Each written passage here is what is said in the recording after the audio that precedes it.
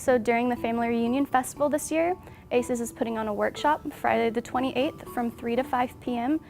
AISES stands for the American Indian Science and Engineering Society, and CPN decided to have their own chapter because statistically Native Americans have a low presence in STEM-related fields.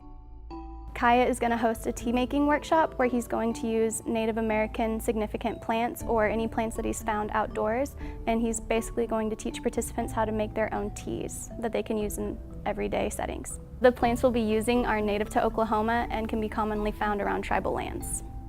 We'll have a Sphero robotics workshop where they'll code and use robots in a competition. They're Bluetooth enabled, where you can code a route through your phone and then the robots will run that route. And so we'll have a competition where people can engage in those technologies. So Native Americans statistically have a low representation in STEM fields. So what we're wanting to do is get engagement with Native American students, young and old, to provide a community for these people if they need mentorship or support throughout their journey.